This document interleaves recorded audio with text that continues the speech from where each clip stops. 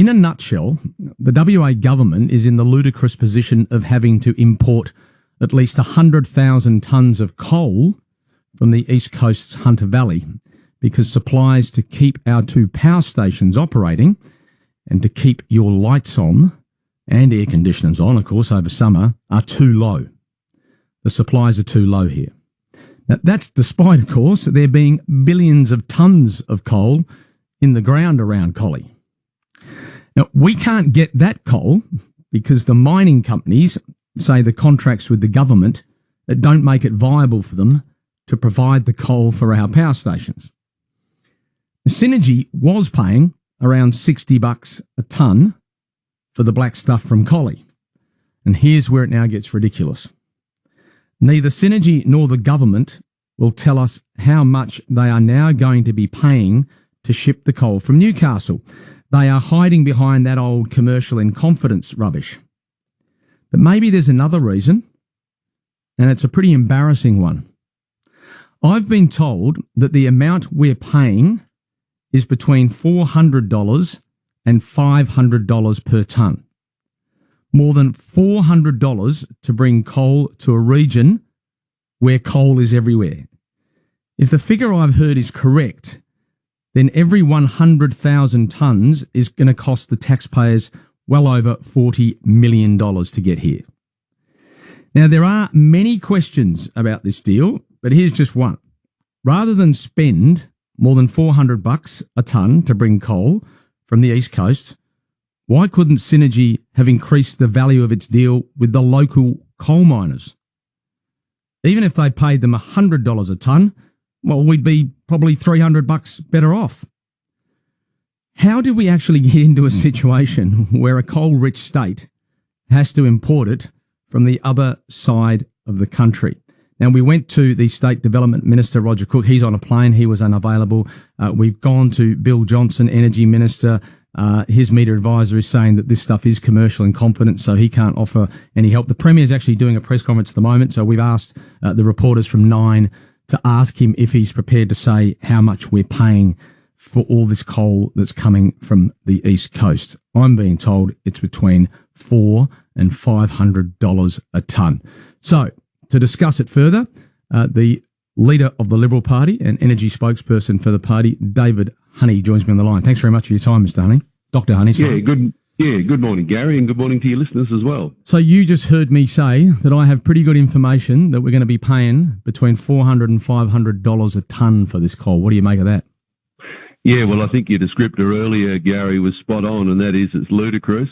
You know, I think you're about right. Coal prices out of the East Coast now, thermal coal are over $360 a tonne. So given the small amount they're bringing over relatively, that'd be about right. And just ludicrous. Imagine that, as you pointed out, I think, the Collie Basin's got about 2 billion tonnes of coal in it. That's the numbers I've seen, and there's about 300 million tonnes of mineable reserves sort of proven up. So, why is this happening? And I've said before, Gary, you're really exporting coal jobs to the East Coast on top of wasting all this money. Now, we know that there are issues around both miners who usually provide the coal to Synergy. There's issues, we know Griffin's got administration issues and so on. So we get that. But do you understand how we got to a point where we couldn't just do a deal to extract enough coal from them just to get us through summer? Look, I reckon you're spot on.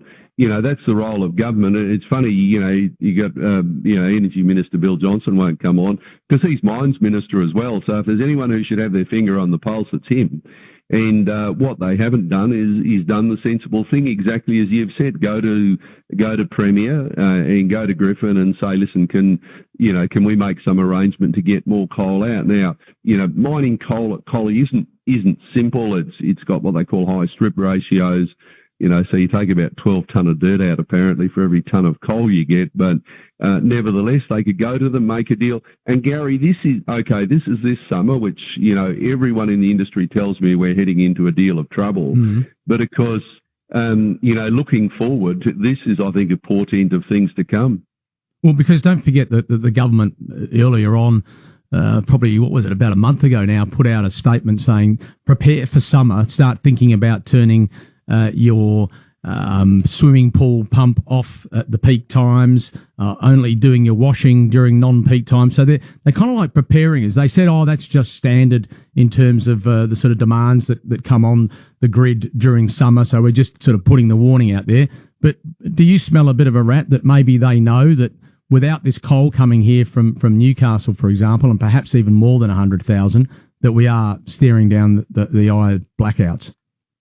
Yeah, Gary, I think so. Look, and imagine you're giving people Hobson's choice as well. They're going to send you a text message and say, listen, if you don't turn your air conditioner off, we're going to cut your power off in a text message. But absolutely, I do think they're softening people up.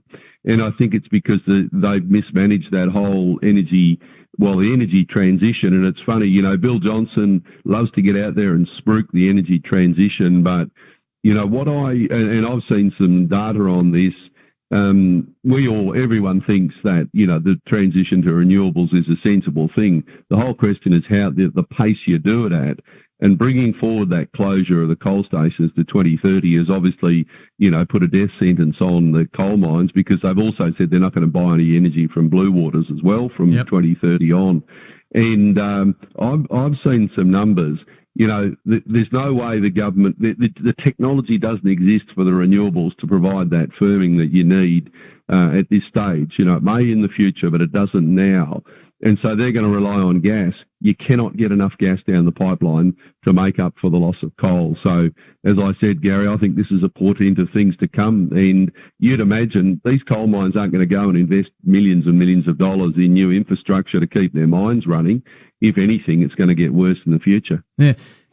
One other thing that sort of was brought to my attention, which makes it even more ludicrous, is that Premier, as you talked about, the Premier coal mining operation here in Collie, the company that owns Premier also owns the mine where the coal will come from via Newcastle by ship.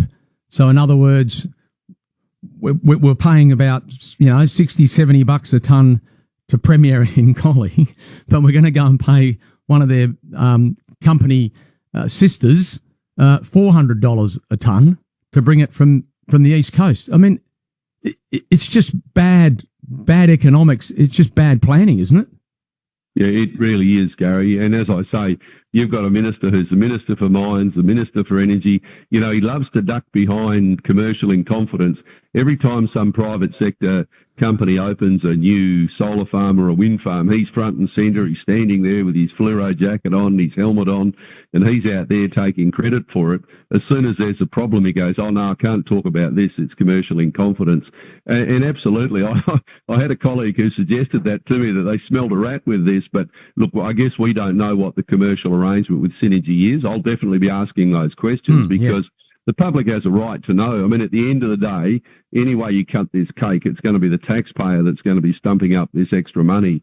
So what is the commercial arrangement the government have entered into? And you're dead right. I mean, if we could be paying $70 or $60 or $70 a tonne here, and we're going to pay, $400 or $500 a tonne for coal imported, that doesn't sound like a good deal for Western Australia. No, and just while I've got you there, it's something that sort of popped up last week as well that you'd be well aware of, and that's the settlement that's happened with John Holland, of course, the construction company involved in building the Children's Hospital. I mean, that's another interesting one, David, because they've said that there'll be no more comment on that, and that the deal is a confidential one that's been done in sort of mediation. Does the public have a right to know whether we paid money to a company that's been described as doing such a bad job with the hospital?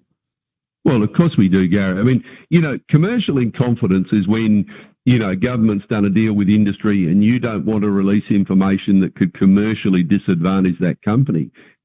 So maybe you've done a deal to buy something or you've sold something or whatever.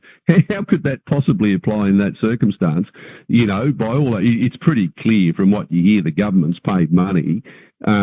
And it's taxpayers' money. It's not Mark McGowan's money. It's not, Minister Sanderson's money. It's the taxpayer of Western Australia's money. There's no commercial sensitivity to this. The government's paid money. They should be open with the people of Western Australia. I mean, Gary, you above all else would remember vividly the gold standard transparency claim that the Premier made.